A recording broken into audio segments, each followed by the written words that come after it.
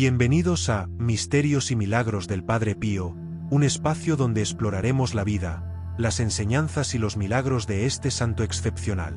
Acompáñanos en cada vídeo para descubrir testimonios de fe, historias conmovedoras y el legado espiritual del Padre Pío.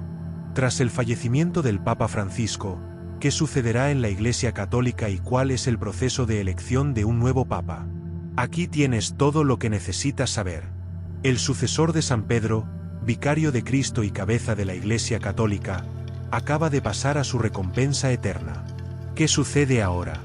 Cuando el Papa fallece, lo primero que hay que hacer es verificar su fallecimiento.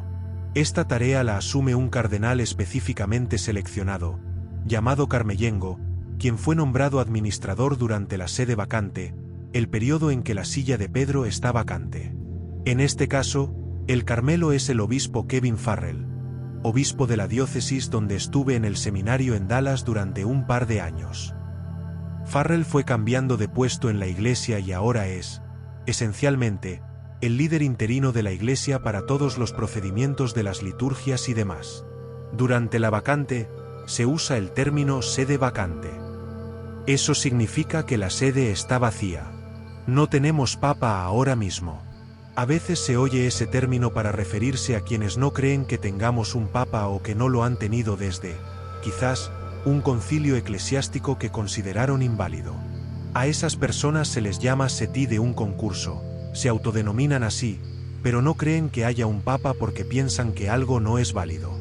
Así que ese término se usa a menudo con una connotación negativa.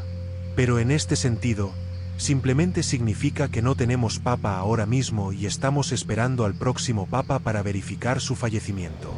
Clásicamente, el camarlengo sacaba un martillo ceremonial de plata y golpeaba al papa 3 veces en la cabeza, invocándolo por su nombre de bautismo y el de su infancia. El proceso, por supuesto, es diferente hoy en día, con un médico presente. Pero la responsabilidad de confirmar la muerte del papa sigue recayendo en el camarlengo, quien fue presenciado por otros clérigos. Así que esto es más ceremonial que médico, pero las tradiciones de la Iglesia son realmente hermosas, incluso en estos momentos. Por otra parte, al ser sede vacante, sin papa, resulta un poco extraño en la plegaria eucarística, porque generalmente diríamos por Francisco, nuestro papa, pero como no hay papa, omitimos esa sección de la plegaria eucarística y en su lugar, rezamos por nuestros obispos. Esta es la primera vez que soy sacerdote sin papa. Resulta un poco extraño que, al rezar esas oraciones, recemos por él en otros momentos de la misa, por supuesto, por el descanso de su alma. Con la muerte del papa confirmada, y hasta que se elija un nuevo papa, nos encontramos en un periodo conocido como el interregno. Al comienzo del interregno, casi todos los clérigos de alto rango de la Santa Sede pierden su cargo inmediatamente. Esto se debe a que, de forma similar a como un nuevo presidente de los Estados Unidos debe seleccionar un nuevo gabinete presidencial durante su mandato, el nuevo pontífice seleccionará a los nuevos miembros de su propio órgano de gobierno, la Curia Romana. Durante el interregno, el cardenal vicario de Roma, el jefe principal de la penitenciaría apostólica y los nuncios apostólicos son los únicos funcionarios que permanecen en el poder, mientras que el camarlengo, en su cargo, ejerce la administración temporal del Vaticano. Esto tiene sentido, ya que si se ha elegido a un nuevo papa, se busca permitirle hacer lo que está llamado a hacer y no necesariamente tener una administración anterior que lo presione para hacer algo diferente. Tiene sentido. La penitenciaría apostólica se mantiene en el poder porque su función es esencial incluso durante el interregno, siendo responsable de asuntos como indulgencias, cuestiones de conciencia, dispensas o excomuniones que se someten a la Santa Sede y que solo pueden ser dispensadas por ella. Al igual que con la muerte de cualquier monarca tras la muerte del Papa, es fundamental que se establezca una sucesión para una transición fluida. Pero a diferencia de otros monarcas, el nuevo Papa debe ser elegido específicamente por el colegio cardenalicio en el cónclave. Pero el cónclave aún está lejos, ya que las leyes jurisdiccionales establecen que no puede comenzar antes de 15 días después de la muerte del Papa. Primero debe llegar un periodo conocido como el novendialis. Los novendialis son 9 días de misas y oraciones por el romano pontífice, durante los cuales la gente presentará sus respetos y el decano del colegio cardenalicio celebrará una misa funeral. Por lo tanto, para nosotros, el funeral está programado para el próximo sábado. Supongo que vendrá mucha gente para el velorio, la vigilia y otras actividades similares. Antes de esa fecha, la misa tradicionalmente incluye el Requiem Aeternam Donum, IES Domine. Concédele, Señor, el descanso eterno, y el himno In Paradisum, Deducante Angeli, que los ángeles te conduzcan al paraíso. Así que, en cierto modo, hemos estado rezando esas oraciones al final de la misa. Ayer, al final de la misa diaria, rezamos esas oraciones por él. Es una especie de tradición rezar un Padre Nuestro, un Ave María y un Gloria al Padre por el descanso eterno del alma del Papa. Así que hemos estado haciendo eso junto con estas oraciones. En la misa, el Papa suele ser enterrado con su característica mitra dorada y su exclusiva casulla roja y dorada. Los papas suelen ser enterrados en la Basílica de San Pedro, aunque pueden optar por ser enterrados en otro lugar. El Papa Francisco, por ejemplo, ha dispuesto su sepultura en la Basílica de Santa María la Mayor debido a su devoción a un icono bizantino de la Santísima Madre, Nuestra Señora, protectora del pueblo romano. Tras la sepultura del Papa y transcurridos los 9 días, el colegio cardenalicio tiene unos días para reunirse en Roma antes de elegir al próximo Papa. De este cuerpo colegial se seleccionan los electores para el Papa. Sin embargo, no todos los cardenales son electores desde Pablo VI ni han sido confirmados por los pontífices posteriores. El deber de votar para elegir al Papa se disuelve para los cardenales mayores de 80 años, y los electores provienen de los menores de 79. Así que parte de la razón parece ser doble.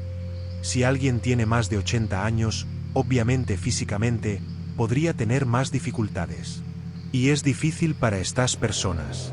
Es decir, 2 semanas después de la muerte del Papa. Tienen que organizarse, en algunos casos, para volar al otro lado del mundo para llegar al cónclave, lo que puede ser muy duro para el cuerpo. Y el cónclave en sí, como veremos, es bastante riguroso. Hay muchas votaciones. Es un calendario bastante intenso.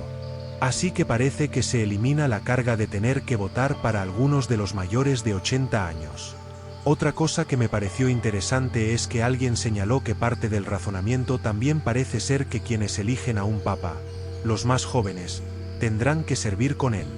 Correcto. Así que, si son jóvenes, hay más en juego para ellos al elegir un papa que si son mayores, y podrían fallecer antes.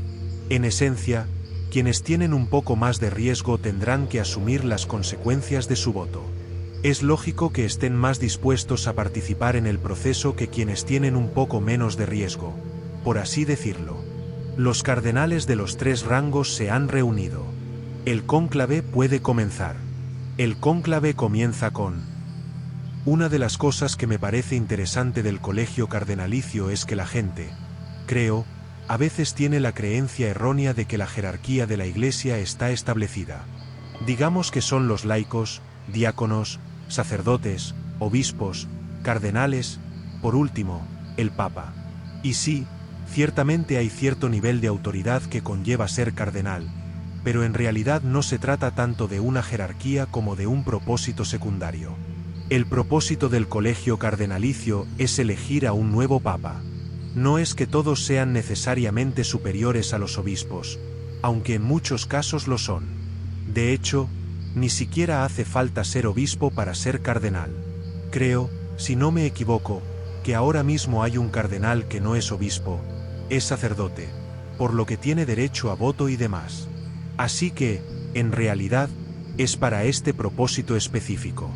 Si mi investigación es correcta, según tengo entendido, hay unos 135 cardenales menores de 80 años que podrían ser elegidos ahora mismo.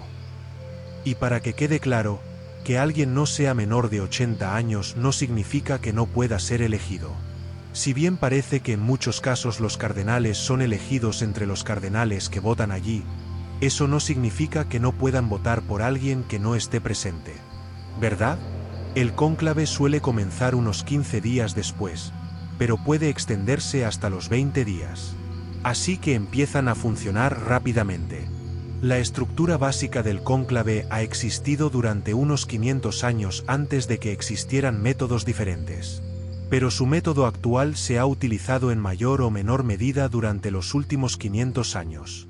La misa votiva en San Pedro, luego las oraciones en la capilla paulina del Palacio Apostólico, y finalmente en la capilla Sistina para prestar juramento en latín de evitar influencias externas y seguir las leyes establecidas para la deliberación. Además, los cardenales juran absoluto secreto sobre la elección. Como enfatizó Juan Pablo II durante el cónclave, cualquiera que, directa o indirectamente, pueda violar el secreto, ya sea con palabras o escritos, con signos o de cualquier otra manera, queda automáticamente excomulgado. Por lo tanto, cabe mencionar que tenemos ciertas ideas sobre lo que sucede en el cónclave, pero no podemos confiar necesariamente en quien afirme saber exactamente cómo van las cosas. Cierto, porque han jurado guardar el secreto sobre muchas cosas que suceden. Así que lo que sabemos proviene simplemente de los documentos y de lo que la Iglesia dice que sucede aquí, no tanto de quienes dicen exactamente lo que estaba sucediendo. Me encanta cómo comienza con la misa, donde piden al Espíritu Santo que los guíe espiritualmente para asegurarse de elegir al hombre que Dios quiere para el puesto. Antes de que comience la votación, un sacerdote especialmente designado, de sana doctrina y sabiduría, ofrece una meditación. Luego, el maestro de ceremonias litúrgicas papales y el secretario del colegio cardenalicio, así como cualquier otro asistente y cualquier cardenal sin derecho a voto, deben abandonar la sala. El maestro de ceremonias litúrgicas papales y el secretario del colegio cardenalicio son sacerdotes u obispos no cardenales que asistirán en el proceso de votación entre sesiones. Así que, en cierto modo, echan a todos de la capilla, ¿no? Quieren que solo estén esos hombres, sin que nadie los afecte ni sus opiniones, simplemente orando y concentrados en lo que Dios quiere de ellos. Algo interesante es que las puertas de la capilla están cerradas con llave, y el término para eso es cum clave, de donde proviene la frase cónclave. En realidad, no lo sabía hasta que investigué un poco. Un dato interesante. El cardenal decano explica el proceso de votación a los presentes. Se entrega a los electores una papeleta plegable con la inscripción Igigia in sumum pontificem, o elijo para sumo pontífice, seguida de un espacio para escribir un nombre. Cada uno debe escribir solo un nombre. De lo contrario, su papeleta será nula. Se eligen al azar 3 electores para que actúen como escrutadores, quienes contabilizan estos nombres una vez escritos. Otros 3 electores actúan como enfermeros, quienes discretamente llevan las papeletas a los cardenales enfermos que no pudieron estar presentes por enfermedad. Otros 3 electores actúan como revisores, verificando el trabajo de los escrutadores. Si el número de papeletas después de la votación no coincide con el número de electores, se queman las papeletas y se realiza una nueva votación inmediatamente. En caso contrario, los 3 escrutadores leen las papeletas una tras otra y luego las pinchan con una aguja y las enhebran para evitar fraudes o errores. Según las prescripciones de los pontífices anteriores, el primer día se realizará una sola votación, seguida de 4 al día siguiente y 4 más al siguiente, lo que da a los cardenales la opción de revisar sus respuestas con la esperanza de alcanzar un consenso. Entonces, necesitan una mayoría de 2/3, ¿verdad? Parece que, al realizar estas votaciones, prestan atención a quién parece estar ganando terreno, quién parece ser la persona por la que se debe votar, y se ajustan, ya que les parece lógico intentar conseguir esa mayoría de 2/3. Y van obteniendo cada vez más votos a medida que avanza el proceso. Si ningún individuo ha obtenido una mayoría de 2/3 de los votos, después de estos 3 días de votación, se hace una pausa de hasta un día para orar, debatir y una reflexión a cargo del cardenal de mayor rango, según el orden de los diáconos. A esto le siguen 7 votaciones más durante 3 días. Otra pausa similar con una exhortación del cardenal mayor del orden sacerdotal. Luego 7 votaciones más del mismo modo, seguidas de lo mismo. Pero el cardenal mayor del orden episcopal da una exhortación, luego 7 votaciones más durante 3 días, lo que nos deja en 26 votos teóricos. Suponiendo que todavía no se alcanza la mayoría de 2/3 en el punto de 26 votaciones para la elección papal de 2005. Las instrucciones del Papa Juan Pablo II permitieron suspender la mayoría de 2/3 a favor de una mayoría absoluta del 50%. El Papa Juan Pablo II podría haber tenido en mente elecciones como el infame cónclave de 1268 a 1271 en Viterbo, donde una población descontenta terminó encerrando a los cardenales en un edificio y quitando el techo, exponiéndolos a la intemperie, obligándolos a prender fuego y finalmente eligiendo a un sucesor papal. Sin embargo, cuando Benedicto XVI fue elegido, revocó la decisión de Juan Pablo II, de modo que las futuras elecciones volvieran a la regla de la mayoría de 2/3. Es interesante.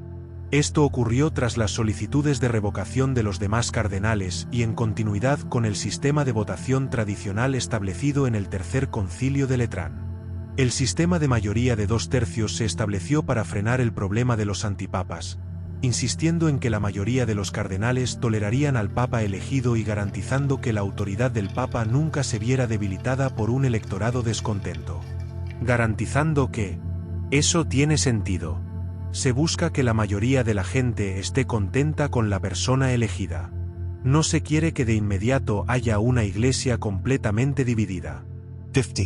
50. Eso no tiene sentido. Y la verdad es que me sorprende. Parecía que los cardenales querían estar allí más tiempo si se necesitara eso, porque debe ser difícil para todos ellos viajar y hacerlo. ¿Sabes? Estaba pensando esta semana en la elección de Juan Pablo II, que fue muy poco después de la de Juan Pablo II. Cierto, Juan Pablo I fue elegido, y solo estuvo en el cargo papal, creo que quizás por 2 meses. Puede que me equivoque, pero fue muy breve. Y luego falleció.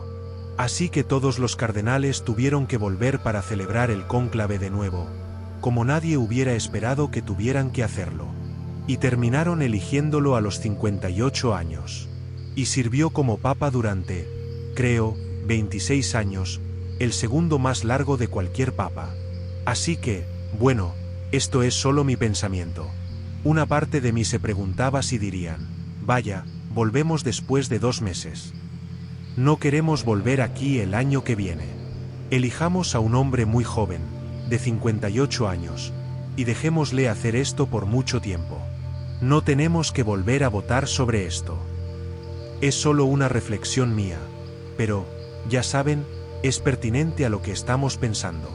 También vale la pena destacar que expulsaron a todos los demás de la Capilla Sistina y no permitieron la comunicación. Así que no quieren, ya saben, porque las noticias se van a volver locas cuando se celebre este cónclave. La gente está hablando de, ¿qué hay de este tipo y de este otro? Y hablarán de diferentes biografías de Go y de cosas que han hecho. Y así, el mundo tendrá muchas opiniones sobre lo que debería suceder. Así que tiene sentido que, mientras estos hombres intentan elegir al hombre que Dios quiere, no al que el mundo quiere, porque no es una democracia en la Iglesia. Es una institución divina, que no se distraigan con el mundo exterior. Esa es realmente la idea. También me encanta que se reúnan en la Capilla Sistina. Cierto. Y la imagen sobre ellos en la Capilla Sistina es el juicio final. ¿Verdad? Así que, mientras estos hombres votan por el próximo líder de la Iglesia Católica, ellos mismos piensan, ya saben, ante Dios, ¿por quién quiero haber votado? Y es bueno que se lo tomen tan en serio, porque es así de serio. Se trata de vida o muerte. Se trata de la salvación de las almas. Así que el Espíritu Santo está obrando, pero quieren asegurarse de ser receptivos a esa reflexión sobre las cosas últimas y las que más importan. En última instancia, el cumplimiento constante de la versión actual de las reglas es posiblemente tan importante o más importante que el juramento de secreto sobre los detalles del cónclave. Como también señaló Juan Pablo II, si la elección se lleva a cabo de una manera distinta a la prescrita en la Constitución actual, o si no se observan las constituciones aquí establecidas, la elección es, por esta misma razón, nula y sin valor, sin necesidad de una declaración al respecto. En consecuencia, no confiere ningún derecho al elegido. Tras la elección de un papa, El cardenal diácono menor readmite al maestro de las celebraciones litúrgicas papales y al secretario del colegio cardenalicio en el cónclave. A continuación, el cardenal decano o el cardenal de mayor antigüedad preguntará al elegido: ¿acepta la elección canónica como sumo pontífice? Si responde afirmativamente, se le preguntará con qué nombre desea ser llamado. Una vez que la persona acepta su cargo, se convierte inmediatamente en obispo de Roma y papa con plenos derechos y poderes. Sin embargo, dado que técnicamente no se exige que los cardenales sean obispos, y de hecho, el propio papa no necesita haber sido cardenal, existe un procedimiento alternativo especial que establece que si la persona elegida no es obispo, debe ser ordenada como tal antes de ser anunciada como papa al mundo. Esto se debe a que el rol del papa siempre es idéntico al del obispo de Roma. El Papa Fabián es un gran ejemplo de alguien que cayó en esta rara categoría de papas no obispos, pues fue elegido por demanda popular después de que una paloma se posara sobre su cabeza, a pesar de que Fabián no era obispo en ese entonces.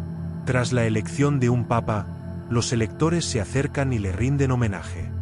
El cardenal mayor, entre los cardenales diáconos, anuncia el nombre del papa recién elegido al pueblo, y el Papa imparte la bendición apostólica desde el balcón de la Basílica Vaticana. Con esto, el mundo conoce al nuevo Papa. Algo que este vídeo no menciona es que he oído que llevan al Papa a ser investido a una sala llamada la Sala de las Lágrimas, porque se supone que estará abrumado por la tristeza al ser elegido para este cargo que conlleva tanta responsabilidad por toda la Iglesia de Cristo en la tierra, pero también, probablemente, por el aislamiento que conlleva ser uno solo. Ya sabes, no hay otros papas con los que puedas hablar. Eres el único. Así que incluso la amistad en ese momento probablemente se vuelve muy difícil. Así que lo llaman la Sala de las Lágrimas, donde probablemente esté llorando. ¿Sabes qué? ¿En qué se ha convertido mi vida? He sido llamado a asumir esta carga, esta responsabilidad, pero luego, obviamente, me han llevado a hablar con el pueblo. ¿Sabes? Algo que me destacaron es que, ya sabes, lo llamamos elecciones y lo son, pero es muy importante distinguir esto de algo que sucedería en un país o en algún tipo de república democrática o algo similar por un par de razones. La principal diferencia es que realmente no parece que se permita hacer campaña. Cierto, no se puede hacer campaña en el cónclave diciendo: hola, chicos, voten por mí por estas y estas razones. O incluso, ya sabes, sería un poco corrupto decir: te concedo esto, si haces esto. La politiquería no parece estar presente. No es como una elección tradicional que se puede ver en cualquier país. Y lo otro que lo hace único es que hay un número bastante pequeño de personas votando, ¿verdad? No es como todos los ciudadanos de Estados Unidos. Es un número bastante pequeño. Y eso se debe a que creemos que es obra del Espíritu Santo. No depende de lo que digan los medios ni de lo que digan los feligreses. Ojalá que provenga de lo que el Espíritu Santo quiere que suceda. Y así, estos hombres, a través de su oración, sus conversaciones y sus conferencias espirituales, esperan llegar a esa conclusión. Gracias por acompañarnos en este recorrido de fe y esperanza. Si te ha inspirado este vídeo, no olvides suscribirte, activar la campana de notificaciones y compartirlo para que más personas conozcan los milagros del Padre Pío. Nos vemos en el próximo vídeo. Que Dios te bendiga.